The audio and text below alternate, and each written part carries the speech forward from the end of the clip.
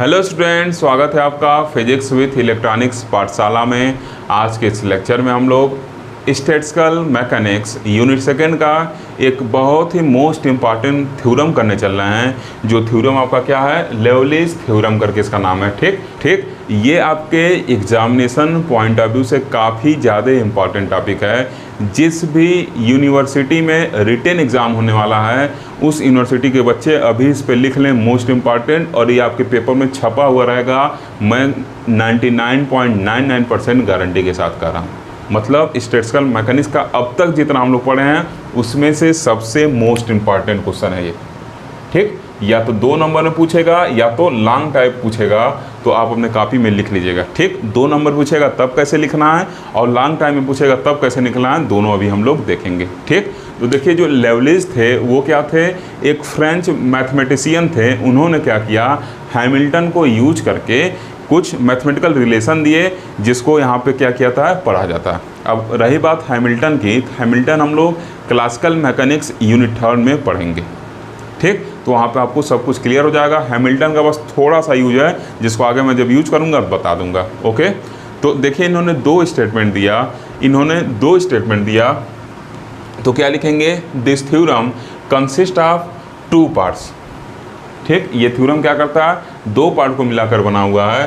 पहला क्या है, the principle of conservation of density in phase space. Conservation मतलब क्या, कांस्टेंट, कंजर्व रहना। ठीक, तो अब देखिए इसका मतलब क्या होगा, हम क्या कर सकते हैं कि this part states that the rate of change of density of phase point in phase space is 0। तो इस थ्योरम को पढ़ने से पहले सबसे पहले आपको फेज स्पेस और फेज पॉइंट का नॉलेज होना चाहिए, जो मैं फर्स्ट चैप्टर में आपको अच्छे से एक्सप्लेन कर चुका हूँ। अगर आप डायरेक्ट ये लेक्चर देखेंगे तो मामला यहीं पर फंस जाएगा। और हर एक लेक्चर में हर एक टॉपिक को अच्छे से एक्सप्लेन करना मेरे लिए पॉसिबल नहीं है। अदरवाइज जैसे ही 40 से 50 मिनट का लेक्चर बनेगा तुरंत आप कहते होंगे सर इतना बड़ा लेक्चर बना दिए, कौन पढ़ेगा। तो इस वजह से मेरा पूरा कोशिश है कि लेक्चर को कम टाइम को बनाया जाए, और ये तभी पॉसिबल होगा जब आप हर एक लेक्चर को सीरियल वाइज देखें, तभी ये पॉसिबल होगा। अदरवाइज डायरेक्ट मैं वही बस लेक्चर लेक्चर में बस वही चीज़ बताते जाऊं जो हम लोग को पढ़ना है, पीछे का नहीं रिवाइज करूंगा, तभी ये पॉसिबल होगा। ठीक, तो इस वजह से आप हर एक लेक्चर को सीरियल वाइज देखते हुए आइए। ठीक, तो इन्होंने पहला स्टेटमेंट क्या दिया था कि this part state that the rate of change of phase point in phase space is 0। मतलब फेज स्पेस क्या होता है ये मैं आपको बताया था, जाके डिटेल में वहाँ पढ़िएगा। इन शॉर्ट में मैं बता रहा हूँ, फेज स्पेस जो होता है वो पोजीशन स्पेस और मोमेंटम स्पेस को मिला के बनता है। ठीक, पोजीशन स्पेस और मोमेंटम स्पेस को मिला के बनता है। ठीक, जो क्या होता है हम लोग का, अगर उसमें स्मॉल वॉल्यूम एलिमेंट हम लें तो उसको क्या कहते हैं, डी टाउ कहते हैं, जो किसके बराबर होता है, ऐसे आप कह सकते हैं। अगर स्मॉल वॉल्यूम एलिमेंट ऐसे अगर हम लिखें तो क्या लिखेंगे, del Q X del Q Y del Q Z into del P X del P Y del P Z. ठीक, ये क्या होता है आपका फेज सेल होता है, और ये क्या होता है आपका पोजीशन स्पेस होता है, जिसमें क्या होते हैं 6 डायमेंशनल स्पेस होता है, जिसमें क्या होंगे 3 आपके पोजीशन कोऑर्डिनेट होते हैं और 3 आपके क्या होते हैं, मोमेंटम कोऑर्डिनेट होते हैं। उनको मिलाकर ये 6 डायमेंशनल स्पेस बनता है। ये चीज़ हम लोग पढ़ चुके हैं। ठीक, तो ये पहला स्टेटमेंट कर रहा है। और क्या फेज पॉइंट क्या होता है, फेज पॉइंट मतलब क्या, पोजीशन और मोमेंटम का वो अलग अलग वैल्यू जो क्या करें उस फेज स्पेस में क्या करें, इंस्टेंटेनियस पोजीशन को बताता रहे। जैसे मान लीजिए किसी सिस्टम के लिए हम पढ़ रहे हैं, कोई सिस्टम है उसका क्या इंस्टेंटेनियस पोजीशन है, तो क्या बताएगा, एक्स और पी एक्स कोऑर्डिनेट हेल्प से उसके इंस्टेंटेनियस पोजीशन को हम जानते रहेंगे। फेज पॉइंट का डेफिनेशन मैं लिखवाया हूँ, अब जाकर पहले वहाँ समझिए तब इस थ्योरम को पढ़िए, क्योंकि इस थ्योरम में मैं फेज स्पेस और फेज पॉइंट को डिटेल में नहीं एक्सप्लेन करूँगा। ठीक, अदरवाइज 2 घंटे का लेक्चर कम से कम बनेगा।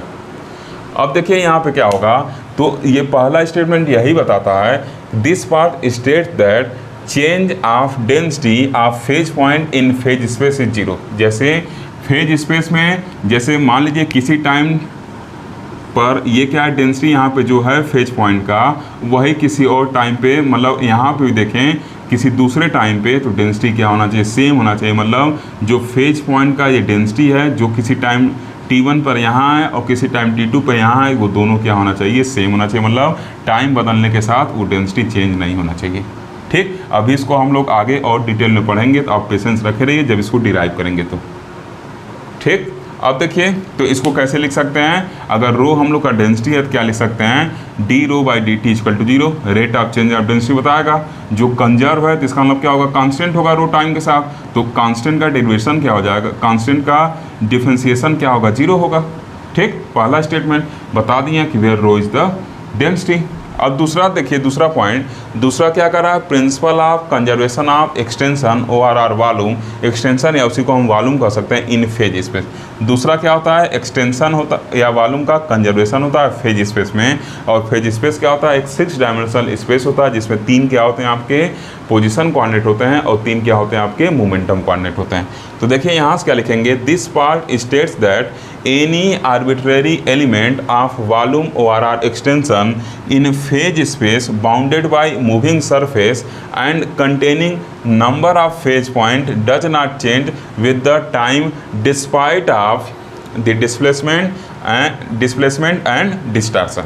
ठीक, तो इस चीज़ को कैसे समझेंगे, मान लीजिए ये क्या फेज स्पेस है, इसमें कोई वॉल्यूम एलिमेंट है, अगर ये क्या है बाउंडेड है मूविंग सरफेस से, मान लीजिए मूव कर रहा है, तो टाइम के साथ ये क्या होना चाहिए, जो इसका वॉल्यूम होना चाहिए वो चेंज नहीं होना चाहिए, मतलब डेल टाउ का जो टाइम डेरिवेटिव होना चाहिए वो क्या आना चाहिए, 0 आना चाहिए।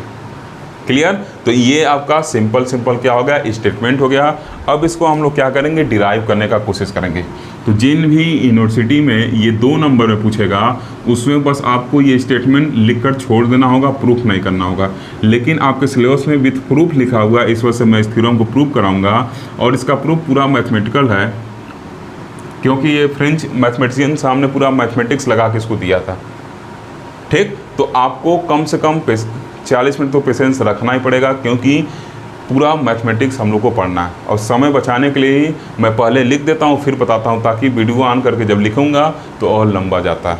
ठीक, अब पहले को थोड़ा सा समझ लेते हैं, बाकी स्क्रीनशॉट आप पहले ना ले लीजिए। जिन भी बच्चों के यूनिवर्सिटी में 2 नंबर में पूछेगा उनके लिए स्टेटमेंट ही सफिशिएंट है, और जिसमें लॉन्ग क्वेश्चन पूछेगा उसमें हम लोग प्रूफ भी करेंगे, पहले का भी दूसरे का भी। अब देखिए कैसे इसको प्रूफ करने का कोशिश करेंगे। मान लीजिए ओके स्टूडेंट, तो देखिए अब क्या करेंगे, इसको एक एग्जाम्पल से समझने का कोशिश करते हैं कि कैसे हम लोग प्रूफ पे चलेंगे। ठीक, तो मान ले रहे हैं कि आपका कॉलेज है, जो आपका कॉलेज है वो पूरा का पूरा क्या है, थोड़ा सा और इसको इरेज करके मैं थोड़ा पहले स्पेस बनाता हूँ।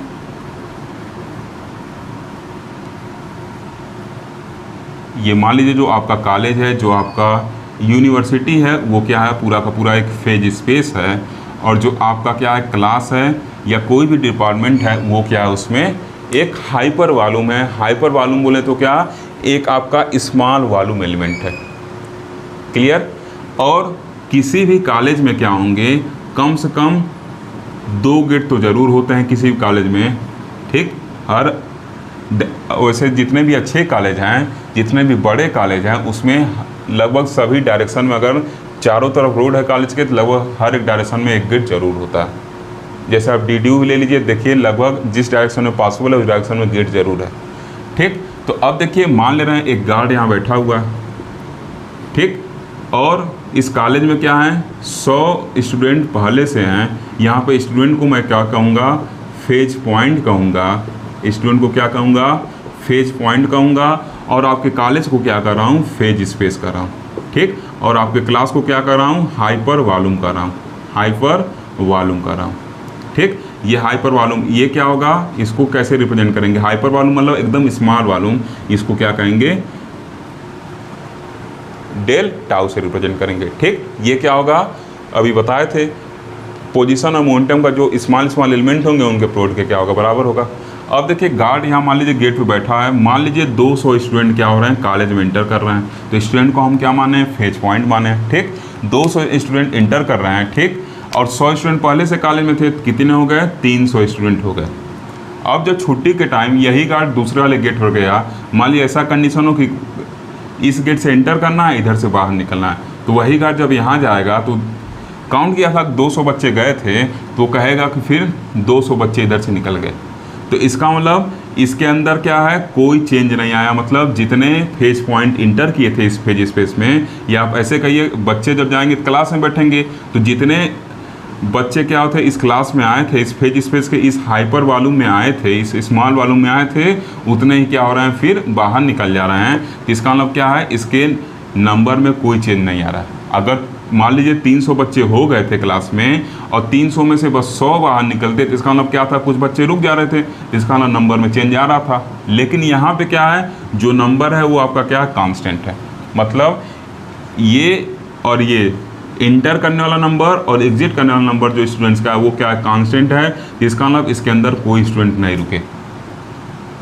दोनों का डिफरेंस क्या होगा, 0 आएगा ना, तो इसका मतलब कोई इसमें क्या रुके नहीं कोई स्टूडेंट। ठीक, तो n क्या है, नंबर कांस्टेंट आपका, और जो क्लास का वॉल्यूम है या अपने कॉलेज का है क्या कर लिए वॉल्यूम, एरिया की जगह हम वॉल्यूम कंसिडर करें तो क्या होगा, वो भी कांस्टेंट होगा और यही क्या देगा, रो देगा। तो जब n कांस्टेंट है, रो कांस्टेंट है, तो ये क्या n कांस्टेंट है, v कांस्टेंट है, तो डेंसिटी भी कांस्टेंट होगा, नंबर अपॉन वॉल्यूम ये डेंसिटी होगा। तो ये क्या है, number of phase point upon hyper volume का मतलब इस वॉल्यूम एलिमेंट का क्या वॉल्यूम या फेज स्पेस वॉल्यूम, अभी उसको आगे हम लोग डिटेल में पढ़ेंगे, बस ये डेली लाइफ से रिलेट करके समझाना चाह रहा हूँ आपको। ठीक, तो हमने क्लास का ही वॉल्यूम इसको मान लीजिए, तो ये मान लीजिए क्लास का वॉल्यूम है और ये क्या है आपका नंबर ऑफ स्टूडेंट जो क्लास में जा रहे हैं। तो ये जब दोनों कांस्टेंट है तो रो भी क्या होगा आपका, कांस्टेंट होगा। और देखिए मान लीजिए क्लास में बच्चे कब जाएंगे, 10 AM पे ऑलमोस्ट सभी कॉलेज में क्लास स्टार्ट होता है और 2 AM पे मान लीजिए छुट्टी हो रहा है। तो टाइम चेंज होने के साथ भी क्या हो रहा है, ये रो क्या हो रहा है, कांस्टेंट है। तो इसका मतलब क्या लिख सकते हैं, D rho by D T equal to क्या होगा, 0 होगा। समझ रहे हैं ना। तो इसी चीज़ को फेज स्पेस में फेज पॉइंट के लिए इन्होंने क्या किया, एक पहला conservation of density in phase space दिया, जो क्या होगा कुछ इसी तरह हम लोग एक फिगर बनाएंगे और उसके हेल्प से इसको प्रूव करने की कोशिश करेंगे। देखिए 10 AM टाइम चेंज हो रहा है, लेकिन टाइम चेंज होने के साथ भी जितने फेज पॉइंट, जितने स्टूडेंट इस क्लास में इंटर कर रहे थे उतने ही बाहर निकलना है। तो इसका मतलब क्या है, डेंसिटी क्या है, सेम है, मतलब उन फेज पॉइंट की डेंसिटी क्या है, सेम है।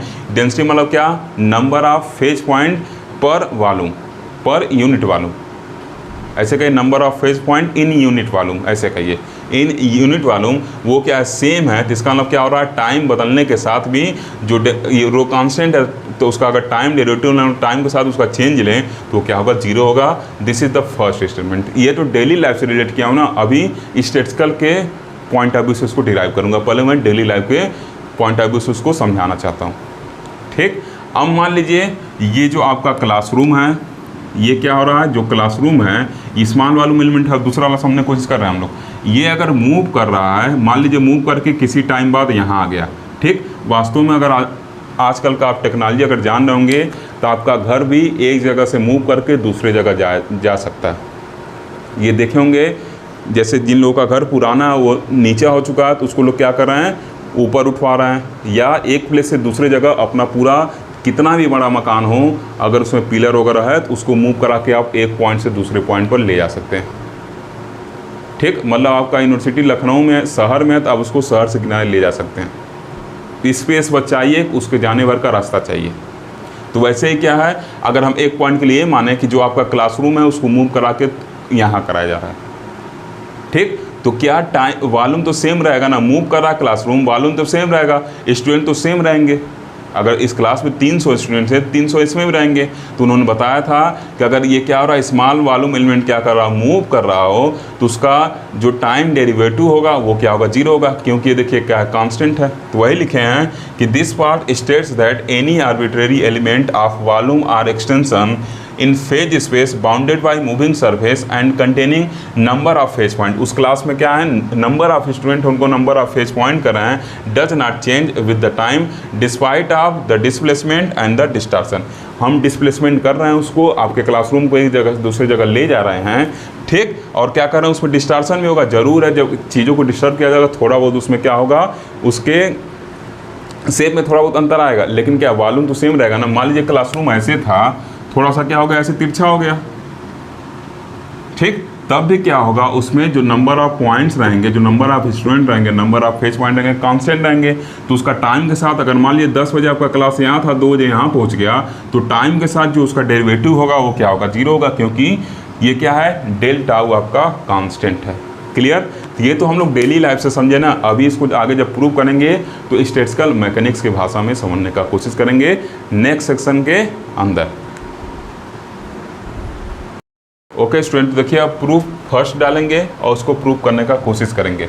ठीक, तो सबसे पहले क्या करेंगे, मान ले रहे हैं एक फेज स्पेस है और फेज स्पेस आपको अभी कॉलेज का एग्जांपल देख बताया था मैं। ठीक, उसी तरीके से अब स्टैटिस्टिकल मैकेनिक्स में हम क्या कर रहे हैं, एक फेज स्पेस मान रहे हैं। तो आपको पता है कि जो फेज स्पेस होगा वो क्या होगा, मोमेंटम और पोजीशन क्वांटिटी के बीच के रिलेशन को बताएगा। वही क्या होगा, फेज पॉइंट होगा और उसका पोजीशन टाइम टू टाइम क्या होगा, फेज पॉइंट का चेंज होता रहेगा।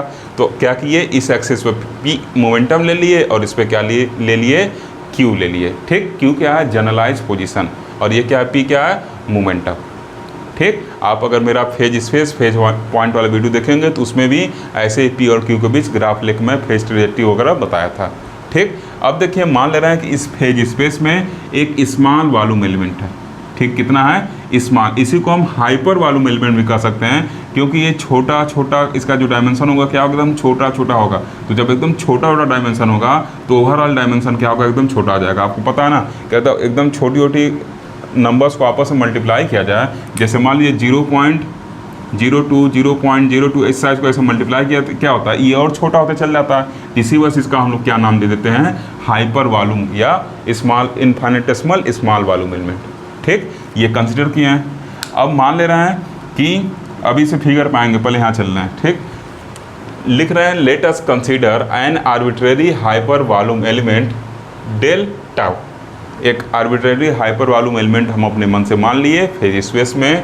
ठीक, जिसका वॉल्यूम कितना होगा, अगर हम मान लें टोटल एफ पोजीशन है और एफ आपके क्या है, मोमेंटम कोऑर्डिनेट्स हैं और एफ पोजीशन कोऑर्डिनेट हैं, तो क्या हो जाएगा, del Q1 del Q2 dot dot dot del Qf। ये क्या हो गया, पोजीशन कोऑर्डिनेट जो जनरलाइज्ड पोजीशन के फॉर्म में लिख रहे हैं, और ये क्या हो जाएगा, del P1 del P2 dot dot dot del Pf in the phase space located between, या ये कहाँ लोकेटेड होंगे, तो जो इनका लोकेशन क्या होगा, जैसे Q1 कामा Q1 प्लस डेल Q1 के बीच होगा, Q1 कामा Q1 प्लस डेल Q1। दूसरा क्या होगा, ये जो लोकेशन होगा किसके बीच होगा, मतलब ये जो डिफरेंस है ये क्या है आपका, डेल Q1 के बराबर है। स्मॉल चेंज ले रहे हैं, डिफरेंस क्या है, डेल Q1 बराबर है। तो डेल Q1 किसके बीच आएगा, जो डेल Q1 किसके बीच आ रहा है, Q1 कामा Q1 प्लस डेल Q1 के बीच आ रहा है। वैसे जो डेल Q2 आएगा वो किसके बीच आएगा, Q1 and Q2 plus del Q2 के बीच आएगा। ठीक, वैसे जो Qf होगा वो क्या होगा, Qf and Qf plus del Qf के बीच आएगा। और वैसे जो मोमेंटम डेल P1 है वो P1 प्लस डेल P1 के बीच आएगा। ठीक, अब देखिए इन दोनों को आपस में अगर हम सब्सट्रैक्ट करते हैं तो क्या हो जाएगा, जो डिफरेंस आएगा डेल P1 निकल जाएगा। वैसे इन दोनों का आपस में हम क्या करें, सब्सट्रैक्ट करते हैं, ये निकल जाएगा। जैसे इन दोनों को आपस में घटाने में क्या हो रहा है, डेल Q1 निकल जा रहा है। ठीक, उसी तरीके से जो डेल P2 होगा वो किसके बीच होगा, तो P2 and P2 plus del P2 के बीच होगा। डेल Pf किसके बीच होगा, तो क्या हो जाएगा, Pf and Pf plus del Pf के बीच होगा। तो इस तरीके से क्या हो गया, हम ये डेल टाउ को क्या किए, डिफाइन कर ले गए। ठीक, अब देखिए क्या लिखेंगे, if rho is the density of phase point then number of phase point in the volume element at any instant is given by. अगर रो क्या हो, डेंसिटी हो किसका, फेज पॉइंट का, तो नंबर ऑफ फेज पॉइंट किसमें, इस volume element में कितने होंगे, उसको कैसे डिफाइन करेंगे। तो देखिए जो डेंसिटी होता है, डेंसिटी इक्वल टू क्या होता है, नंबर अपॉन वॉल्यूम होता है। कितने वॉल्यूम में कितने पार्टिकल हैं वही क्या होगा, डेंसिटी होगा। तो कितने वॉल्यूम में कितने क्या हैं, नंबर ऑफ फेज पॉइंट हो, डेंसिटी होगा। तो इसका मतलब नंबर ऑफ फेज पॉइंट को हम क्या लिख सकते हैं, डेंसिटी इंटू वॉल्यूम। तो यहाँ डेंसिटी क्या है, रो है, और वॉल्यूम क्या है, डेल टाउ माने हैं। तो नंबर क्या माने, नंबर जो माने डेल एन माने, चूंकि ये डेल टाउ वॉल्यूम माने हैं इसलिए क्या किया, डेल एन वॉल्यूम माने हैं। यहाँ वी वॉल्यूम माने थे इसलिए क्या नंबर एन माने थे। ठीक, तो डेल टाउ इक्वल टू, ये डेल एन इक्वल टू क्या हो जाएगा, rho into D del tau. ठीक, मतलब डेल टाउ वॉल्यूम एलिमेंट में जिनका फेज पॉइंट डेंसिटी रो है, अगर इनका आपस में मल्टीप्लाई करें डेल एन निकल जाएगा। मतलब डेल टाउ वॉल्यूम एलिमेंट में क्या होंगे, del N number of phase point होंगे। क्लियर, जैसे अगर इसको आपका क्लास माने तो इस क्लास में कितने बच्चे हैं, तो क्या करना पड़ेगा, डेंसिटी इंटू क्या करना पड़ेगा, इस क्लास के वॉल्यूम से मल्टीप्लाई करना पड़ेगा तो नंबर निकल जाएंगे। अभी एग्जाम्पल पीछे बताए थे, ठीक। तो सेम चीज़ अब देखिए डेल टाउ को क्या किए हैं, यहाँ पे लिख दिए हैं, डेल टाउ का जो वैल्यू था उसको यहाँ पे लिख दिए हैं। क्लियर। अब क्या कर रहे हैं, नेक्स्ट लाइन लिखे हैं therefore the change in number of phase point in this volume element is. अब इस वॉल्यूम एलिमेंट में जो change in number of phase point होगा वो क्या होगा, उसको कैसे लिखेंगे, तो उसको लिखने के लिए क्या किया जाएगा, change in number of phase point. तो चेंज इन नंबर बताना है, क्या करेंगे, उसको टी के रिस्पेक्ट में डिफ्रेंशिएट करेंगे। तो curly del N over curly T equal to क्या हो जाएगा, ये क्या हो गया, रो क्या होता है, टी का फंक्शन होता है, रो क्यू पी टी का फंक्शन होगा, ठीक। तो रो क्या है, यहाँ पे टी के रिस्पेक्ट में डिफ्रेंशिएट कर रहे हैं तो रो क्या हो जाएगा, ऐसे हो जाएगा, होगा, ठीक। इसको क्या लिख सकते हैं, रो डॉट लिख सकते हैं। तो ये क्या हो गया, रो डॉट हो गया, ठीक। अब इधर देखिए क्या हो जाएगा, ये एज इट इज पड़ा रहेगा, इसको क्या कर लिए, इक्वेशन नंबर फर्स्ट बना लिए। क्लियर। अब देखिए फिर क्या लिखेंगे, this change in number of phase point is due to difference between the number of phase point entering the hyper volume through any phase and the number of phase point living the opposite phase per second. ये जो बता रहा है, ये change in number of point जो बता रहा है, change in number of phase point बता रहा है, ये क्या बता रहा है कि कितने वॉल्यूम इंटर किए थे किसी टाइम पे और किस टाइम बाद कितने वॉल्यूम, सॉरी कितने फेज पॉइंट इस वॉल्यूम के किसी फेज से इंटर किए हैं और कितने फेज पॉइंट क्या हो रहे हैं इस वॉल्यूम के अपोजिट, मतलब इधर से इंटर करा रहा है तो इधर से कितने बाहर किए हैं उसको क्या करना है, कंसीडर करना, मतलब उसको क्या कर रहा है ये बता रहा है। अगर इधर से इंटर कराएंगे तो इसका अपोजिट क्या होगा, इधर से निकालना पड़ेगा, ठीक। तो मतलब ये क्या बता रहा है, ये जो फॉर्मूला बता रहा है कि कितने फेज पॉइंट क्या कर रहे हैं, इधर से इंटर कर रहे हैं और कितने निकल रहे हैं। जैसे कितने स्टूडेंट क्या हो रहे थे, इंटर कर रहे थे और कितने निकल रहे थे हम लोग देखे थे। तो वैसे ये क्या बता रहा है, टाइम के रिस्पेक्ट लिए ना, तो टाइम के साथ इस फेज पॉइंट में कितना चेंज आ रहा है, मतलब 10 बजे कितने इसमें फेज पॉइंट इंटर किए होंगे। अगर स्टूडेंट कहें तो 10 बजे कितने स्टूडेंट इस गेट से इंटर किए हैं और इस वाले गेट से कितने बाहर निकले हैं, उनको क्या करेंगे, टाइम के रिस्पेक्ट में चेंज देखेंगे तो ये चेंज आ रहा है। तो ये चेंज वही बता रहा है कि इस हाइपर वॉल्यूम में किसी फेज से कितने फेज पॉइंट इंटर कर रहे हैं और उसके अपोजिट मतलब उसके सामने वाले फेज से कितने फेज पॉइंट क्या कर रहे हैं, निकल रहा है। क्लियर। वही ये क्या कर रहा है, बता रहा है पर सेकेंड, ठीक, मतलब 1 सेकेंड है, हर 1 सेकेंड में। क्लियर है चीज़। अब देखिए एक फिगर बनाए हैं, अब देखिए यहाँ पे एफ कोऑर्डिनेट है पोजीशन का, एफ कोऑर्डिनेट मोमेंटम का, मतलब 2 एफ कोऑर्डिनेट हो गया। 2 एफ कोऑर्डिनेट तो एक साथ प्लॉट नहीं कर सकते, 380 में हालत ख़राब हो जाता है प्लॉट करने में, एक तिरछा करना पड़ता है।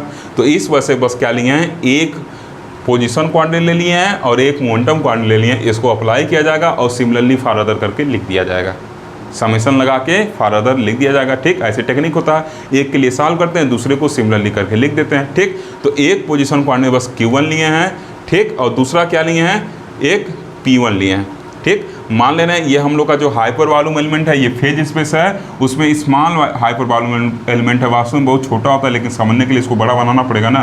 तो ये क्या है, एक स्मॉल हाइपर वॉल्यूम एलिमेंट है, ठीक। इसका मान लेना है Q1 कोऑर्डिनेट है, इसका जो नेम है ABCD लिख दिया है, ये क्या है Q1 है और ये क्या है Q1 प्लस डेल Q1 है। तो इसका मतलब क्या हो गया, जो इसके पोजीशन चेंज होगा वो क्या होगा, डेल Q1 होगा।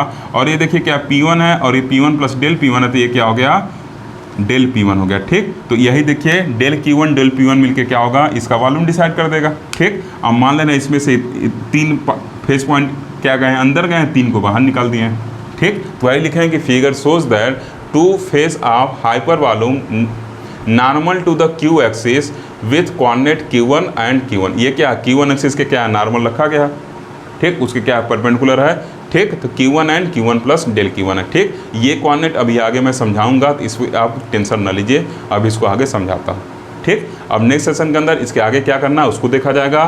साथ ही साथ आप क्वेश्चन नंबर नोट करते हुए चलिएगा, क्योंकि मेरा बोर्ड छोटा है तो मैं बार बार रेफ़र करूँगा कि इसी क्वेश्चन को यूज़ कर रहा हूँ, इसी क्वेश्चन को यूज़ कर रहा हूँ, तो आप उससे कन्फ्यूज़ मत होइएगा जब मैं रेफ़र करूँगा तो, ठीक। ओके ओके स्टूडेंट, देखिए जो लास्ट सेशन में हुआ था उसके आगे हम लोग बढ़ रहे हैं, आप साथ में स्क्रीनशॉट लेते चलिएगा, नोट्स बनाते हुए चलिएगा, ठीक। अब क्या लिखेंगे, therefore the number of phase point entering the first phase AD per second is. अभी तक देखिए क्या बताए हैं कि कैसे कंपेयर किया जाएगा, कैसे डेंसिटी का पता लगाया जाएगा। अगर क्या हो रहा है, जो नंबर ऑफ पॉइंट इंटर कर रहे हैं फेज पॉइंट वो क्या हो, बाहर निकल रहा है नंबर पॉइंट के क्या हो इक्वल हो, तो इसका मतलब डेंसिटी कांस्टेंट हो गया उनका। अगर नंबर कांस्टेंट है डेंसिटी भी कांस्टेंट हम कर सकते हैं, तो rate of change of density 0 हो जाएगा। जैसे नंबर ऑफ स्टूडेंट लेके बात किए थे, अगर मान लीजिए नंबर ऑफ स्टूडेंट इधर से इंटर कर रहे हैं, उतने ही एग्जिट कर गए, उतने ही लीव कर दिए इस कॉलेज को, तो क्या हुआ, दोनों का इंटरिंग और लिविंग दोनों सेम है, तो इसका मतलब क्या हो गया, इसके बीच में कोई चेंज आया नहीं। इसका मतलब क्या होगा, डेंसिटी कांस्टेंट रहा टाइम बीतने के बाद भी, तो rate of change of density 0 हो जाएगा। वही हम लोग को प्रूव करना है, तो अब हम लोग उसी के लिए चलना है। ठीक, तो देखिए लिखा है कि therefore the number of phase point entering the first phase AD per second is. अब AD पर जो AD फेस है, इस पर कितने पॉइंट क्या कर रहे हैं, इंटर कर रहे हैं। ठीक, ये देखिए क्या है, AD ऐसे है, कितने पॉइंट इंटर कर रहे हैं, इसके क्या है, नॉर्मल है, इसके नॉर्मल ऐसे है। ठीक, तो कितने पॉइंट इंटर कर रहे हैं उस चीज़ को देखा जाएगा। तो देखिए क्या लिखेंगे, एज रो Q1 डॉट, यहाँ क्या लिखे हैं, Q1 डॉट लिखे हैं। ठीक, पर सेकंड की बात की है ना, तो Q1 फेज से इंटर कर रहे हैं, तो क्या हो जाएगा, जब पर सेकंड की बात करेंगे Q1 फेज से इंटर कर रहे हैं, तो डेल Q1 था इसके पहले वाले इक्वेशन में, तो जब t के रिस्पेक्ट में उसका चेंज निकालेंगे तो क्या हो जाएगा, ये आपका जो चेंज आएगा ये क्या हो जाएगा, Q1 डॉट हो जाएगा। ठीक, और यही Q1 डॉट क्या कर सकते हैं, वेलोसिटी एट पॉइंट Q1, मतलब component of velocity at point Q1, अभी आगे दिखाएंगे। ठीक, तो उसी को हम क्या लिख दिए, Q1 डॉट लिख दिए। ठीक, और ये क्या हो गया, del Q2 as it is dot dot dot del QF और डेल P1 P2, इसमें कोई छेड़छाड़ कर नहीं रहे, उसको एज इट इज लिख देंगे। अब देखिए where Q1 dot is the component of velocity, जहाँ Q1 डॉट क्या है, कंपोनेंट ऑफ वेलोसिटी है। ठीक, ऑफ फेज पॉइंट, आप फेज पॉइंट का क्या है, वेलोसिटी है। अब देखिए if density rho changes to इतना, अगर मान लीजिए क्या है, डेंसिटी यहाँ पे जिस टाइम रो था और मान लेना है इधर जब निकल रहा है, तो डेंसिटी क्या हो जा रहा है, चेंज हो जा रहा है। तो कितना चेंज होगा डेंसिटी, उसको कैसे निकालेंगे, तो देखिए यहाँ पे जो चेंज है क्या है, डेल Q1 है। डेंसिटी आपका क्या था, पहले क्या था, रो था, रो इस फेज से इंटर कर रहा था, इस फेज पे कितना डेंसिटी निकलेगा उसको अगर हम माने चेंज इन डेंसिटी, तो क्या करना पड़ेगा, अब इसके रिस्पेक्ट में उसको डिफ्रेंशिएट करना पड़ेगा। डेल Q1 जो चेंज हो रहा है इसके रिस्पेक्ट में डिफ्रेंशिएट करेंगे, तो क्या लिखेंगे, अब यहाँ से जो आपका डेल रो हो जाएगा वो किसके बराबर होगा, जो रो होता है वो आपका क्या होता है, QPT का फंक्शन होता है। ठीक, रो जो होता है QPT का फंक्शन होता है। तो जब डेल रो निकालेंगे तो डेल रो कैसे निकलेगा, ये जो डेल रो होगा क्या होगा, डेल Q1 वाले फेज से ले रहे हैं, तो del curly Q1 over curly Q1 over, यहाँ देखिए क्या आ रहा है, किस फेज से ले रहे हैं, ये डेल Q का वैल्यू हम निकाल रहे हैं, तो डेल रो के स्पेड में कर रहे हैं ना, तो यहाँ क्या हो जाएगा, डेल रो, फिर से एक बार रिपीट कर रहा हूँ, देखिए ये जो डेल रो का वैल्यू है क्या हो जाएगा, डेल रो जो होगा curly rho over curly Q1, और साथ में क्या हो जाएगा, डेल Q1। देखिए साथ में क्या हो जाएगा, डेल Q1 किस वाले फेज से इंटर कर रहा है, Q1 वाले फेज से इंटर कर रहा है, तो डेल Q इक्वल टू क्या हो जाएगा, curly rho over curly Q1 और क्या हो जाएगा, डेल Q1। तो अब जो रो का वैल्यू होगा, ये डेल Q1 चेंज होने की वजह से हो रहा है, तो उस दरमियान रो में कितना चेंज हो जाएगा, तो रो पहले से था और डेल रो मान रहे हैं इसमें चेंज हो रहा है, तो रो प्लस क्या हो जाएगा, डेल रो हो जाएगा, और उस डेल रो का वैल्यू क्या है, ये है। ठीक, एट BC। अब मान ले रहे हैं कि जब रो चेंज हो रहा है, यहाँ पे क्या था, रो डेंसिटी था, और जब इधर से निकल रहा है तो डेंसिटी क्या हो जा रहा है, रो प्लस रो तो पहले से था, plus curly rho over curly Q1 del Q1। कहाँ से आया, देखिए फॉर्मूला यहाँ बताया हूँ। ठीक, ऐसे हम लोग तमाम देखें, जब जनरलाइज वेलोसिटी जनरलाइज मोमेंटम पढ़ रहे थे तो इस तरह के तमाम फॉर्मूले यूज किए हैं, और आप मैथ के स्टूडेंट हैं, इस वजह से मुझे पूरा विश्वास है कि आप इस डिफ्रेंशिएशन से कंफ्यूज हो ही नहीं सकते हैं। ये आप अच्छे से फर्स्ट सेम सेकेंड सेम में ही पढ़ चुके हैं। ठीक, तो इस वजह से मैं डिफ्रेंशिएशन के ज़्यादा डीपली में नहीं जा रहा हूँ, नहीं तो वीडियो काफ़ी लंबा होगा। अब देखिए फिर क्या लिखे, एंड वेलोसिटी। अब देखिए इसी चीज़ को लिखा गया है कि इस Q1 पे ऊपर जो कंपोनेंट लिखा गया है Q1 डैश, ये क्या है आपका Q1 डॉट, ये क्या है, वेलोसिटी है, किस पे, इस वाले फेस पे जिसका कोऑर्डिनेट क्या है, Q1 है, तो ये क्या आपका वेलोसिटी कंपोनेंट है जिसको Q1 डॉट लिखें।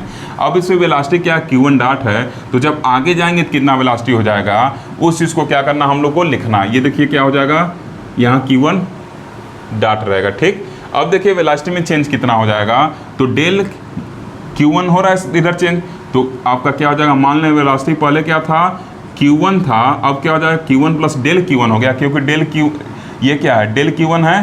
तो अब मान रहे हैं कि जो वेलोसिटी इस पे Q1 पे क्या था, Q1 डॉट था, Q1 डॉट मतलब क्या, इसका टाइम डेरिवेटिव वेलोसिटी होगा, पोजीशन का टाइम डेरिवेटिव वेलोसिटी होता है, तो टाइम डेरिवेटिव को हम क्या करते हैं, डॉट से दिखाते हैं, तो ये डॉट है। अब इसमें Q1 dot plus del Q1 dot हो जाएगा वेलोसिटी में चेंज। जैसे डेंसिटी में चेंज क्या था, रो प्लस डेल रो हो गया था, तो वैसे वेलोसिटी में क्या, अब रो की जगह क्या हो गया, Q1 डॉट आ गया, तो Q1 plus del Q1 dot हो गया। अब इस चीज़ को Q1 डॉट के वैल्यू को कैसे निकालेंगे, तो क्या हो जाएगा डेल Q1 डॉट। अब इसको जब डिफरेंशिएट करेंगे तो क्या हो जाएगा कर्ली Q1 डॉट अपान कर्ली Q1 और क्या हो जाएगा डेल Q1। ये भी क्या, जो Q है, ये जो Q1 है ये भी किसका फंक्शन है, Q1 और T का फंक्शन है। ठीक, जो वेलोसिटी होगा पोजीशन और टाइम का फंक्शन होगा ही। तो यहाँ से क्या हो जाएगा आपका del Q1 dot is equal to curly Q1 dot over curly Q1 और ये क्या हो गया डेल Q1। ठीक, तो इसका मतलब जो टोटल चेंज होगा वो कितना हो जाएगा, तो Q1 में ये वैल्यू क्या करेंगे ऐड कर देंगे तो क्या हो जाएगा, अब जो वेलोसिटी में चेंज होगा क्या होगा Q1 dot plus curly Q1, यहाँ देखिए curly Q1 dot over curly Q1 into del Q1। ठीक, ये क्या हो गया वेलोसिटी कंपोनेंट में चेंज होगा, मतलब इस फेस AD पर जो वेलोसिटी था वो क्या था Q1 डॉट था। अब इसमें क्या हो रहा है डेल Q1, इसका क्या है ये माने थिकनेस किसका, हाइपर वॉल्यूम का।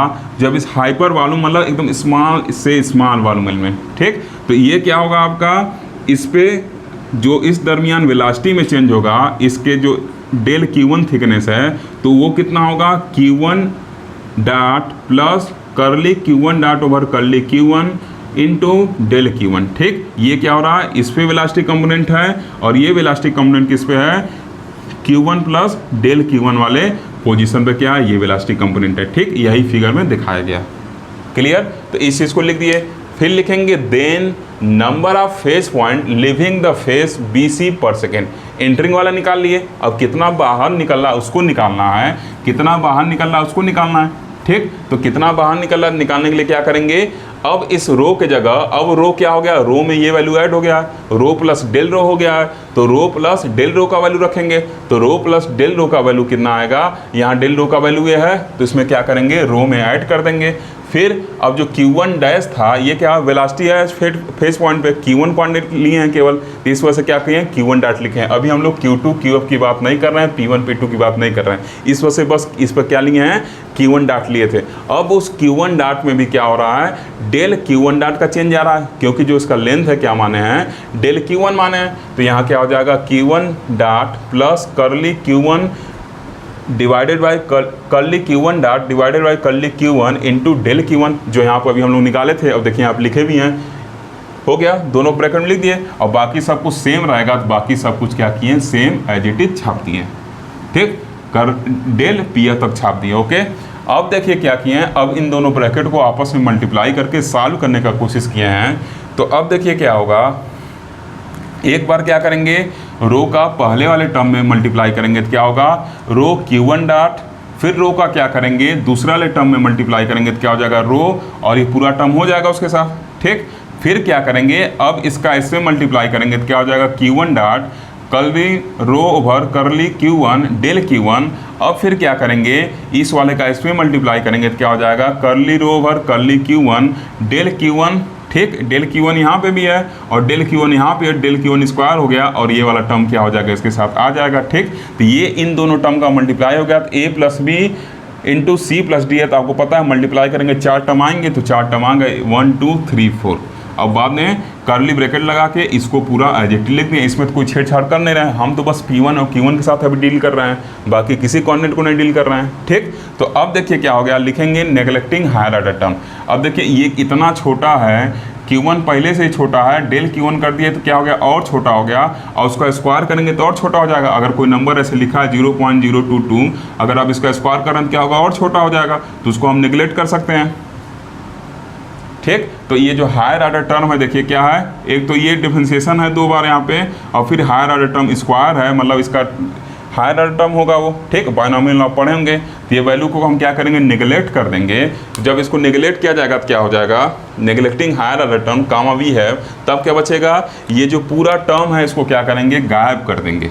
ठीक, प्रॉब्लम को आसान बनाने के लिए ऐसा करते हैं, मैथ में भी आप 11th में ऐसा किए होंगे जब बायनॉमियल थ्योरम वगैरह पढ़े होंगे और उसके भी आप पे फिजिक्स के कुछ फार्मूले को डिराइव किए होंगे। तो अब देखिए यहाँ क्या हो जाएगा, ये वाला टर्म तो इसके साथ चिपका रहेगा कर्ली ब्रैकेट बार। अब लिखेंगे neglecting higher order term comma we have. अब जब हायर ऑर्डर टर्म को निगलेक्ट कर दिया गया है तब इस BC से निकलने वाले जो आपके फेज पॉइंट होंगे वो क्या होंगे, तो number of phase point living the phase VC per second वो क्या हो जाएगा, is equal to rho Q1 dot plus rho Q1 rho into curly Q1 dot over curly Q1 plus Q1 dot into curly rho over curly Q1।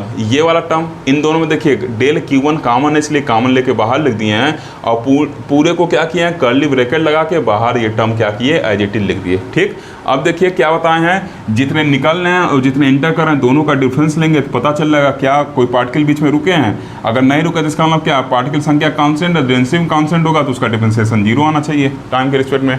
ठीक, तो next session के अंदर अब क्या करेंगे, इसको हम क्या मान ले रहे हैं, इक्वेशन 3। अब इक्वेशन 3 और 2 का क्या करेंगे, डिफरेंस लेंगे और फिर आगे बढ़ेंगे। ठीक, इक्वेशन 3 और 2 आप नोट कर लीजिए। देखिए स्टूडेंट, अब आगे हम लोग क्या लिखेंगे, अब लिखेंगे कि therefore change in phase point is obtained by subtracting, ये एस हटा दीजिएगा, SUB रुकिए मैं सही कर देता हूँ, by subtracting equation 3 from equation 2 comma भी है, मतलब कितने फेज पॉइंट क्या कर रहे हैं बाहर निकल रहे हैं उसको क्या करेंगे, एंटरिंग में से घटा देंगे। जैसे कितने स्टूडेंट बाहर जा रहे हैं, जितने एंटर किए तो उसमें से घटा देंगे, पता चल जाएगा चेंज। तो जब उसको आप घटाएंगे तो घटाने पर ये आएगा। आप इक्वेशन 2 और 3 कॉपी में लिखे हैं, देखिएगा जब आप घटाएंगे तो ये टर्म निकल के आएगा। क्लियर, मैं इक्वेशन मिटा दिया हूँ ना तो आपको दिखाता, बोर्ड छोटा है इस वजह से इरेज करना पड़ रहा है। क्लियर, तो जैसे ही आप सब्सट्रैक्ट करेंगे तो क्या होगा, एक टर्म बस कैंसिल होगा और बाकी एज इट इज सब आपके मिल जाएंगे। ठीक, अब देखिए यहाँ से क्या लिखेंगे, similarly we can write expression for change in number of phase point per second corresponding to momentum. अब हम इधर से भी देख सकते हैं कितने फेज पॉइंट इंटर कर रहे हैं और इधर से कितने निकल रहे हैं, इसको भी हम देख सकते हैं। ठीक, तो ये क्या हो गया, मोमेंटम एक्सिस के करस्पॉन्डिंग हो गया। तो जहाँ जहाँ पे Q1 डॉट है वहाँ बस P1 कर दीजिएगा, P1 डॉट, और जहाँ जहाँ पे क्या Q1 डॉट है, मतलब यहाँ भी क्या Q1 डॉट है तो यहाँ भी आप क्या कर दीजिएगा, इसको P1 डॉट कर दीजिएगा। ठीक, और यहाँ से इसको क्या बना देंगे, इक्वेशन नंबर 4 बना देंगे, बाकी सब कुछ क्या रहेगा, सेम रहेगा।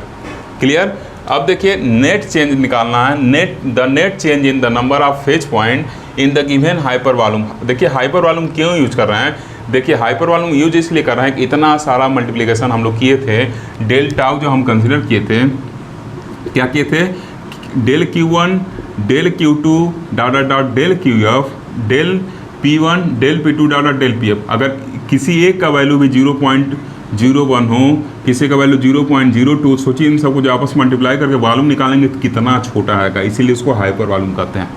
ठीक, अब देखिए तो जो चेंज होगा, अब टोटल चेंज निकालेंगे तो लिखेंगे the net change in the number of phase point in the given hyper volume is obtained by adding all terms for position and momentum coordinates H. आप क्या करेंगे, समेशन लगा देंगे, एफ कोऑर्डिनेट लिए थे पोजीशन का और एफ कोऑर्डिनेट मोमेंटम का लिए हैं। ठीक, तो समेशन लगा देंगे I = 1 to F, जैसे एक के लिए किए हैं वैसे सबके लिए ही होगा। ठीक, तो पोजीशन के लिए ये वाला आया तो इसमें क्या करेंगे, समेशन लगा देंगे, जहाँ पे 1 1 है वहाँ पे I लिख देंगे, तो I लिख दिए, समेशन लगा दिए 1 to F, और फिर मोमेंटम वाले में जहाँ जहाँ 1 है वहाँ का क्या कर दिए, I लगा दिए और लिख दिए 1 to F। ये हो गया। इधर डेल एन को dy/dt से भाग देते हैं। आप एक चीज़ और करिएगा, इसको अभी हमको आगे कंपेयर करना है इक्वेशन फर्स्ट से, तो इक्वेशन फर्स्ट में हम लोग ऐसे लिखे थे, curly del N over curly t लिखे थे, और इधर बगल में क्या आया था, कर्ली ओवर कर्ली टी, और रो के साथ क्या आए थे, बाकी टर्म आए थे जो डी टाउ के वैल्यू थे वो सब आए थे, ये सब Q1 डेल Q1 Q2। ठीक, तो वहाँ भी आप इसको dy/dt कर दीजिएगा, क्योंकि अभी कंपेयर करेंगे तो आप कंफ्यूज होंगे। तो बेटर यही है कि क्वेश्चन फर्स्ट में curly over curly t del n की जगह dy/dt डेल एन कर दीजिए। थोड़ा सा सुधार करिए, वहाँ मैं ध्यान नहीं दिया और करवा देना चाहिए था। ठीक, अदरवाइज आप इसको भी उसी तरह लिख लीजिएगा। ठीक, लेकिन ज़्यादा अच्छा क्या है, dy/dt लिखना ही ज़्यादा बेटर है, इस वजह से मैं कर रहा हूँ। वहाँ कर्ली बाई कर्ली टी को आप dy/dt चेंज कर लीजिएगा। ठीक, किसमें, इक्वेशन फर्स्ट जो हम बनाए हैं, ये वाला इक्वेशन एक बार मैं बता दे रहा हूँ यहाँ पे, उसको अपने कॉपी में सही कर लीजिएगा। वैसे वो भी सही है, कोई दिक्कत नहीं, आप मैथ के स्टूडेंट हैं, वो चीज़ आप जान रहे हैं, उसमें कोई दिक्कत नहीं है। ये ऐसे लिखे थे हम लोग, क्या था यहाँ पे, रो था, और यहाँ क्या था, Q1 Q2 dot dot dot QF, और यहाँ क्या था, del P1 del P2 dot dot del PF था। ठीक, तो अब इस इधर भी क्या करेंगे, जब डिफ्रेंशिएट करेंगे dy/dt इधर भी लिखेंगे। ठीक, ऐसे होगा। तो रो क्या है, टी का फंक्शन है, तो यहाँ क्या कर देंगे, नेक्स्ट लाइन जब लिखेंगे तो क्या हो जाएगा, रो डॉट हो जाएगा, ये एज इट इज पड़ा रहेगा। तो यही हम लोग क्या लिखे थे, कर्ली बाई कर्ली टी इधर भी लिखे थे और कर्ली बाई कर्ली टी इधर भी लिखे थे। ठीक, तो इस चीज़ को आप वहाँ सुधार लीजिएगा, डी बाई डी टी लिख दीजिएगा ताकि दोनों मैच करें, क्योंकि ज़्यादा बेटर लिखना यही है। ठीक, क्योंकि जो हम लोग अपना फर्स्ट थ्योरम का लिखे उसमें भी D by D T he use किए हैं, तो इस वजह से मैं चाह रहा हूँ इसी को लिखना, क्योंकि अभी चेंज करूँगा तो आप कहेंगे कभी sir curly by curly T लिख रहे हैं और कभी ये लिख रहे हैं। वास्तव में चीज़ें दोनों सेम, बस एक स्मॉल चेंज है, एक क्या है थोड़ा उसे बड़े चेंज के लिए, ये स्मॉल चेंज के लिए, थोड़ा उसे बड़े चेंज के लिए, लेकिन जो हम थ्योरम में लिखे हैं वही लिखना चाहते हैं, इस वजह से वहाँ पर आप चेंज कर लीजिएगा। अब देखिए ये हो गया। ठीक, तो जहाँ जहाँ पे 1 1 था ब्रैकेट में, वहाँ पे हम लोग क्या कर लिए, आई कर लिए। और आई से अब समेसन क्यों लगा है, आई से अब समेसन इस वजह से लगा है क्योंकि हम कोऑर्डिनेट क्या माने हैं, एफ कोऑर्डिनेट पोजीशन का माने हैं और एफ कोऑर्डिनेट क्या माने हैं, मोमेंटम का माने हैं। ठीक, और बाकी जो टर्म है वो ऐसे ही मिल रहा है, तो अगर हम Q2 के लिए लिखते तब भी ये मिलता और ये बाहर ऐसे मिलता है, यहाँ Q2 हो जाता। ऐसे P2 के लिए लिखेंगे तो यहाँ मिलेगा P2 और यहाँ भी P2 और बाकी टर्म बाहर ये वाला कांस्टेंट रहेगा, तो ये कांस्टेंट एज इट इज पड़ा रहेगा। क्लियर। अब देखिए इसमें थोड़ा सा मैं चेंज कर रहा हूँ, ये इक्वेशन अब इसमें थोड़ा सा चेंज कर रहा हूँ, ये पूरे के बाहर ये मल्टीप्लाई करके टर्म बचा रहेगा। चेंज क्या कर रहा हूँ उसमें, जो टर्म में रो कॉमन है उसको एक पास लिखना चाह रहा हूँ। ठीक, जिस टर्म में रो कॉमन है उसको एक पास में लिखना चाह रहा हूँ, तो इसके आगे मैं लिख रहा हूँ, आप ये लाइन बंद मिटाएगा इसके साथ लिखे रहेगा, उसके नीचे जो आप लिखने जा रहा हूँ वो लिखिएगा। ठीक, क्या हो जाएगा, डी बाई डी टी और ये क्या हो गया, डेल कर्ली एन या डी बाई डी टी आप डेल एन, और ये क्या हो गया, इसमें देखिए रो कॉमन है और इसमें से रो कॉमन ले सकते हैं, इन सबको एक पास लिख दे रहे हैं ऐसे करके। रो समेसन में रो में कहीं आई है नहीं, तो समेसन रखने का कोई विशेष मतलब नहीं है उसका। ठीक, और ये क्या हो गया, curly q i dot over curly q i और फिर क्या हो जाएगा प्लस, और इधर क्या हो जाएगा, रो तो बाहर ले लिए, क्या हो जाएगा curly p i dot over curly p i. ठीक, ये हो गया एक टर्म। और दूसरा टर्म क्या हो जाएगा, दूसरा टर्म अब ये वाला बचेगा, क्या हो जाएगा summation i equal to 1 to f और ये क्या हो गया q i dot curly rho over curly rho over curly q i और फिर क्या होगा प्लस ये वाला term p i dot curly rho over curly p i. ठीक, अब बड़ा ब्रैकेट लगा दीजिएगा। ठीक, बाहर माइनस का साइन रहेगा। ठीक, माइनस शुरू चलते हुआ आ रहा है और यहाँ क्या हो जाएगा, इसके ब्रैकेट बाहर del Q1 del Q2 dot dot dot del QF और फिर del P1 del P2 dot dot dot del PF। एक मिनट मैं चेक कर लूँ क्या कट तो नहीं रहा है, ओके चलिए आ रहा है। ठीक, डेल PF कर लीजिएगा और इसको क्या कर लीजिएगा, इक्वेशन नंबर 5 कर लीजिएगा। ठीक, ये क्या था 4 और ये इक्वेशन नंबर 5। अब देखिए क्या करेंगे, अब हम लोग इसमें इक्वेशन फर्स्ट यहाँ मिला हुआ था उसका देखिए राइट हैंड साइड क्या सेम है और इक्वेशन 5 का भी इक्वेशन फर्स्ट का लेफ्ट हैंड साइड और इक्वेशन 5 का लेफ्ट हैंड साइड दोनों सेम हैं। वहाँ चेंज डायरेक्ट हम निकाले थे इसको डिफ्रेंशिएट करके और यहाँ फेस पॉइंट को क्या किए हैं, फेस पॉइंट का डिफरेंस लेकर निकाले हैं, तो दोनों क्या है सेम है। तो इसका मतलब राइट हैंड साइड के बराबर होगा। तो राइट हैंड साइड जब राइट हैंड साइड के बराबर होगा तो यहाँ पर क्या है आपका रो डॉट आया था, आप इक्वेशन फर्स्ट देख रहे होंगे अपने कॉपी में, यहाँ क्या आया था रो डॉट आया था। तो इसका मतलब जो रो डॉट होगा वो क्या होगा, इस पूरे टर्म के बराबर होगा। और ये वाला जो टर्म आया हुआ ये टर्म देखिए ये ऑलरेडी क्या है इक्वेशन नंबर 5 का राइट हैंड साइड में प्रेजेंट है, तो आपस में कैंसिल हो जाएंगे। मतलब ओवरऑल क्या बचेगा, रो डॉट इक्वल टू ये जो बड़े ब्रैकेट में टर्म है वो बचेगा। ठीक, तब इसको हम लोग देखेंगे नेक्स्ट सेशन के अंदर। वीडियो जरूर थोड़ा लंबा बन रहा है लेकिन मेरा कोशिश है कि एक ही वीडियो में फिनिश कर दें। मुझे पूरा विश्वास है आप उसी एनर्जी के साथ देखेंगे जैसे छोटे टाइम वाले वीडियो को देखते हैं, क्योंकि ये आपके रिटेन एग्ज़ाम के लिए काफ़ी इंपॉर्टेंट है। मैं शुरू में कहूँ नोट कर लीजिए, आपके एग्ज़ाम में डेफिनेटली आने वाला है। देखिए स्टूडेंट, अब क्या लिखेंगे, इक्वेशन 5 और इक्वेशन फर्स्ट को कंपेयर करने पर क्या मिलेगा। इक्वेशन फर्स्ट भी दिखा दिए थे जिसमें थोड़ा संशोधन कराएं, डी/dt कराए हैं, और इक्वेशन 5 भी आपको पीछे लास्ट सेशन में देखे थे। तो जब आप दोनों को कंपेयर करेंगे तो लेफ्ट हैंड साइड क्या है, लेफ्ट हैंड साइड के बराबर था, और बाकी इसके साथ कुछ और भी टर्म थे, del q1 del q2, वो सब आपस में कैंसिल हो जाएंगे। साफ साफ क्या बचेगा, रो डॉट इक्वल टू ये टर्म बच जाएगा जो आपको दिख रहा है। ठीक, अब देखिए, अब इन्होंने क्या किया था, जो लेवलिस्ट साहब थे, इन्होंने क्या किया, हैमिल्टोनियन इक्वेशन को यूज करके इसको सॉल्व किया था। ठीक, हैमिल्टोनियन क्या होता है, बस मुश्किल से नेक्स्ट वीक से मैं स्टार्ट कर दूंगा, क्योंकि 2-3 लेक्चर में चैप्टर आपका फिनिश हो जाएगा आने वाले 2-3 लेक्चर में, तो उसके बाद हम लोग क्लासिकल पे ही चलेंगे। ठीक, तो थोड़ा सा पेशेंस रखिए। अब देखिए, since Hamiltonian of the system, जो हैमिल्टोनियन ऑफ सिस्टम होता है वो क्या होता है, पोजीशन, मोमेंटम और टाइम का फंक्शन होता है, और जो लैग्रेंजियन हम लोग पढ़े थे, लैग्रेंजियन क्या होता था, पोजीशन, वेलोसिटी और टाइम का फंक्शन होता था, आपको याद होगा। ठीक, उसी तरीके से जो हैमिल्टोनियन होता है, हैमिल्टोनियन क्या होता है, पोजीशन, मोमेंटम और टाइम का फंक्शन होता है, बस यही इसके जगह अंतर है। तो आगे हम लोग पढ़ेंगे, कोई दिक्कत वाली बात नहीं है। ठीक, तो क्या हो गया, कितने कोऑर्डिनेट है, यब पोजीशन कोऑर्डिनेट है तो यब तक लिख दिए। मोमेंटम कितने कोऑर्डिनेट लिए थे, यब तक लिए थे, तो P1 से यब तक, Pf तक लिख दिए, कामा T टाइम के फंक्शन होते हैं। ठीक, then equation of motion of phase point in the phase space is written as, तब इसका जो इक्वेशन ऑफ मोशन होता है ऐसे आता है। जब हम लोग पढ़ेंगे हैमिल्टोनियन तो इक्वेशन निकालेंगे, यही दो उसमें मिलेगा हमको। ठीक, तो वही बस रिजल्ट यूज कर रहे हैं। ये रिजल्ट कैसे आता है, ये बात की बात है, जब हम लोग क्लासिकल मैकेनिक्स का 3rd चैप्टर पढ़ेंगे तो उसमें इसको देखेंगे। ठीक, तो पहला क्या होता है, जो ये वेलोसिटी आएगा वो क्या होता है, curly H over curly p आई आता है, और दूसरा क्या आता है, जो ये मोमेंटम का जो टाइम डेरिवेटिव है क्या होता है, minus curly H over curly q आई आता है। अब दोनों का अगर हम डिफ्रेंशिएट करते हैं किसके रिस्पेक्ट में, क्यू आई के रिस्पेक्ट में, तो यहाँ से क्या हो जाएगा, आप चाहे तो यहाँ लिख सकते हैं, दोनों का अगर हम डिफ्रेंशिएट करें तो क्या मिलेगा, एक को किसको कर रहे हैं, इसको क्यू आई के रिस्पेक्ट में, इसको पी आई के रिस्पेक्ट में कर रहे हैं। ठीक, आप ऐसे जनरली लिख दीजिए और डिफ्रेंशिएट कर दिए, कोई ज़्यादा स्टेटमेंट देने की जरूरत नहीं है। तो क्यू आई डॉट को जब इसको डिफ्रेंशिएट करेंगे तो curly q i dot over curly q i, और ये क्या हो जाएगा, curly 2h over curly q I and curly p I multiply करके आएगा, ये तो आप जान ही रहे हैं। उसी तरीके से curly p i dot over curly p आई क्या हो जाएगा,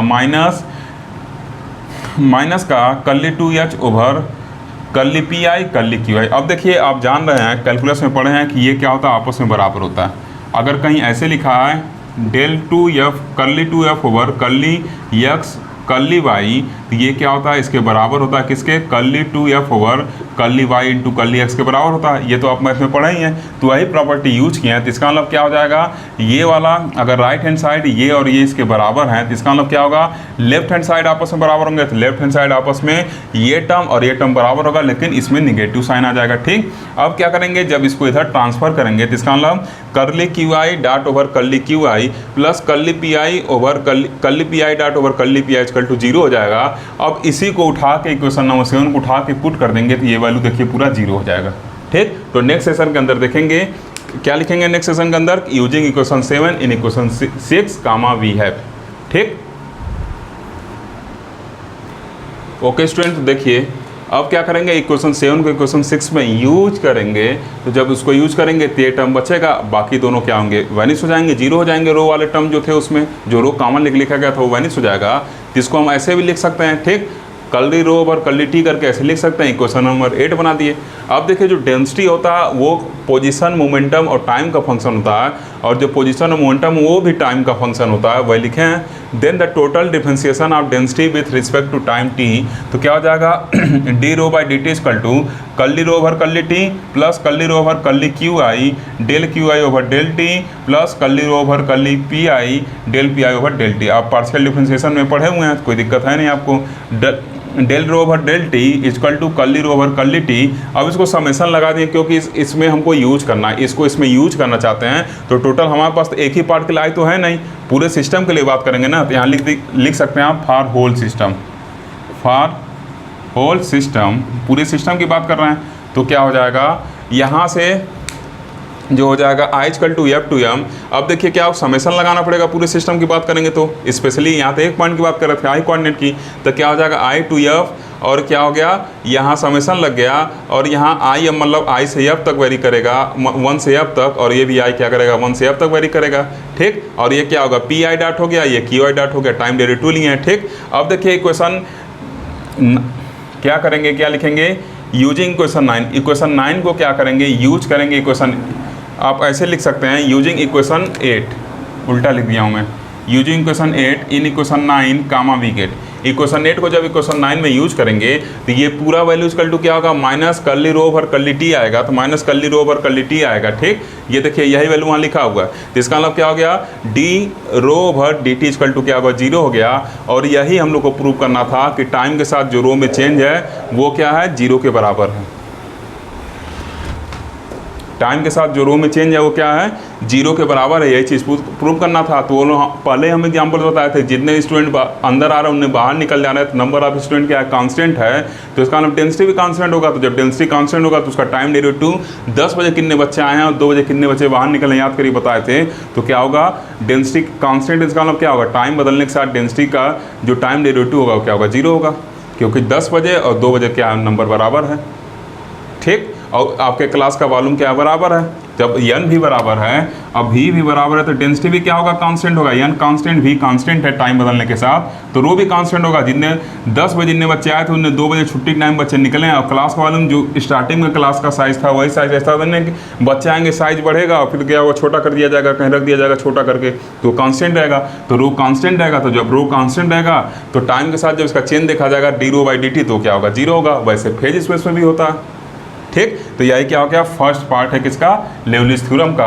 अब मुश्किल से 5 से 7 मिनट लगेगा, सेकेंड पार्ट भी हम लोग प्रूव कर लेते हैं, क्योंकि मैं नहीं चाहता दोबारा इसको फिर पढ़ना पड़े, मतलब दोबारा इसका फिर वीडियो बनाना पड़े, क्योंकि काफ़ी इंपॉर्टेंट है और काफ़ी लेंदी वीडियो हो गया है। तो प्लीज़ आप कोऑपरेट करते रहिए, ओके। अब देखेंगे नेक्स्ट सेशन अंदर सेकेंड पार्ट के प्रूफ को, ओके स्टूडेंट। तो आइए सेकेंड पार्ट के प्रूफ को देखते हैं। सेकेंड पार्ट क्या कहा है कि जो वॉल्यूम है, जो स्मॉल या आप ऐसे कहिए हाइपर वॉल्यूम माने, उसका टाइम के साथ जो चेंज है वो क्या होगा, 0 का, मतलब उसका जो टाइम डेरिवेटिव होगा वो 0 होगा। तो इस चीज़ को मैं समझाया था। मान लीजिए आपके कॉलेज में क्लास है, ठीक, अगर ये क्या कर रहा है, मूव भी कर रहा है, स्टेटमेंट आप पढ़े होंगे सेकेंड वाला जो मैं बताया था, तो अगर ये मूव भी कर रहा है, ये सरफेस क्या कर रहे हैं, मूव भी कर रहे हैं, तो क्या होगा, आपके क्लास का वॉल्यूम क्या होगा, टाइम के साथ कांस्टेंट रहेगा।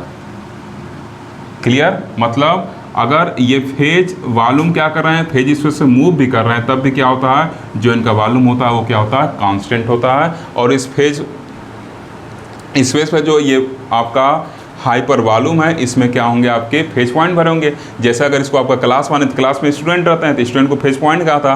तो अगर स्टूडेंट क्लास में है और उसको क्या किया जाए, मूव करा जाए, और वास्तव में पॉसिबल है, आजकल का जो टेक्नोलॉजी है उससे आपका क्लास भी मूव कर सकता है। तो ऐसा नहीं है कि आपका क्लास जब मूव करेगा तो दूसरे जगह जाएगा, छोटा हो जाएगा, ऐसा नहीं है। वो क्या रहेगा, वॉल्यूम सेम रहेगा। तो 2 बजे जिस पोजीशन पे था और 5 बजे जिस पोजीशन पहुंचा, दोनों जगह में क्या, टाइम तो चेंज हुआ लेकिन वॉल्यूम सेम है। इसका नाम टाइम के रिस्पेक्ट में जो उसका डेरिवेटिव होगा आपके क्लास के वॉल्यूम का, वो क्या होगा, 0 होगा। उसी तरीके से फेज स्पेस में भी क्या होता है, जो हाइपर वॉल्यूम है अगर ये मूव कर रहा है तो टाइम के रिस्पेक्ट में जो उसका डेरिवेटिव होता है वो 0 होता है। ऐसा क्यों होता है, क्योंकि देखिए रो कांस्टेंट होगा, अभी हम लोग पढ़े हैं, और नंबर ऑफ स्टूडेंट भी इसमें कांस्टेंट होंगे, आप जो डेंसिटी होगा वो भी कांस्टेंट होगा, नंबर ऑफ स्टूडेंट भी कांस्टेंट होंगे, तो जाहिर सी बात है वॉल्यूम भी कांस्टेंट होगा। और जब वॉल्यूम कांस्टेंट होगा तो उसका टाइम डेरिवेटिव क्या होगा, 0 होगा। क्लियर। तो अब देखिए क्या लिखेंगे, consider a very small volume region hyper volume rho del tau in tau space, tau space में एक स्मॉल वॉल्यूम एलिमेंट ले रहा है। पीछे आप कंसीडर कर ही चुके हैं, दोबारा कंसीडर करने की जरूरत है नहीं, पीछे फिगर बना ही चुके हैं। So that the density of phase point rho में भी टेकन एज यूनिफॉर्म। क्यों यूनिफॉर्म ले रहे हैं, क्योंकि पीछे हम लोग प्रूव कर चुके हैं कि हाइपर वॉल्यूम में क्या होता है, जो नंबर ऑफ फेज पॉइंट होते हैं, जब क्या करेंगे, जितने आएंगे उतने पार करेंगे तो क्या होता है, कांस्टेंट होता है। तो वहाँ से हमको क्या मिला था, यूनिफॉर्म मिला था, कांस्टेंट मिला था, तभी तो उसका टाइम डेरिवेटिव 0 आया था, मतलब कंजर्व था, ठीक। तो therefore the number of phase point in this hyper volume is, तो क्या हो जाएगा, जो रो होता है वो क्या होता है, नंबर अपॉन वॉल्यूम होता है, ठीक। तो यहाँ देखिए रो और वॉल्यूम क्या है, यहाँ पे ये है डेल्टा हुआ और नंबर क्या है, डेलियन है। तो ये क्या हो जाएगा, डेलियन इक्वल टू क्या हो जाएगा, रो इंटू डेल्टा हो जाएगा। अब इसको अगर डिफ्रेंशिएट करें तो क्या हो जाएगा, इसको डिफ्रेंशिएट करने में क्या होगा, टाइम को रिस्पॉन्ड डिफ्रेंशिएट कर रहे हैं, तो first function into differentiation of second plus second function into differentiation of first, ठीक। पिछले केस में देखिए क्या हुआ था, पिछले केस में रो टाउ को हम लोग कांस्टेंट माने थे, सॉरी डेल टाउ कांस्टेंट माने थे। क्यों? क्योंकि वॉल्यूम की हम बात नहीं कर रहे थे, वॉल्यूम वहाँ हम क्या कर रहे थे, उसको कांस्टेंट मान के चले थे। लेकिन अब इसमें वॉल्यूम के लिए ही बात हो रहा है, वही प्रूव करना है, तो कैसे पहले कांस्टेंट मानेंगे, तो कांस्टेंट नहीं मान सकते, इस वजह से इसको ये कर रहे हैं। और पिछले केस में आप देखे थे डायरेक्ट यहाँ से ऐसे लिख दिया गया था, ठीक, मतलब इसका वैल्यू यहाँ पुट कर दिया गया था Q1 Q2 Q। अब तो वहाँ से आप कन्फ्यूज मत होएगा। इस केस में हमको वॉल्यूम को ही कांस्टेंट प्रूव करना है, तो पहले हम कांस्टेंट नहीं मान सकते हैं, ठीक। अगर ये कोई वेरिएबल है रो और ये क्या है, दो वेरिएबल से मिलकर बना हुआ है n और v से, तो इसको कांस्टेंट करने के लिए दोनों कांस्टेंट मानेंगे तभी नहीं कांस्टेंट होगा। एक वॉल्यूम पहले माने थे, नंबर को फिर क्या किया, कांस्टेंट मान के कर दिए थे। उसी तरीके से अब n को v को कांस्टेंट करना है, तो n और रो को कांस्टेंट बनाना पड़ेगा, ठीक। तो v को हम कांस्टेंट नहीं मानेंगे, ठीक। तो इस वजह से v क्या है आपका, डेल टाउ है। तो ये डेल टाउ का डिफरेंशिएशन टाउ रिजल्ट में plus second function into differentiation of first. अब देखिए ये क्या होता है, जीरो होता है। अभी हम लोग फर्स्ट पार्ट में प्रूव किए हैं, ठीक। तो by the first part of Leibniz theorem ये जीरो होगा। और स्मॉल हाइपर वॉल्यूम एलिमेंट में भी हम लोग देखे थे कि नंबर ऑफ पार्टिकल्स भी जो क्रॉस कर रहे थे क्या थे, कांस्टेंट थे। मतलब क्लास में जो बच्चे होंगे वो क्या होंगे, कांस्टेंट ही रहेंगे। तो since the hyper volume, since in hyper volume no phase point, sorry number of phase point, देखिए जल्दी जल्दी चक्कर में सब उल्टा सीधा निकल रहा है, ठीक। क्योंकि वीडियो काफ़ी लंबा जा रहा था, हमारे ऊपर अब प्रेशर पड़ रहा है, क्योंकि आप अब लगेंगे स्किप करने। अब मैं नहीं चाह रहा हूँ इंपॉर्टेंट वीडियो आप स्किप करें। Since in hyper volume number of phase point del n remains constant. अभी हम लोग पिछले केस में देखे थे कि जितना इधर से जा रहा था वो जो डिफरेंस आया था वो ओवरऑल डिफरेंस इक्वेशन फर्स्ट और इक्वेशन 5 का लेफ्ट हैंड साइड बराबर आया था। ये चीज़ आप देखे थे। अब वास्तव में जब बराबर होगा तभी तो डेंसिटी वहाँ से कांस्टेंट मिलेगा। तो ये क्या होगा, अगर आपका ये वॉल्यूम मूव कर रहा है तो स्टूडेंट तो उसमें क्या है, कांस्टेंट है।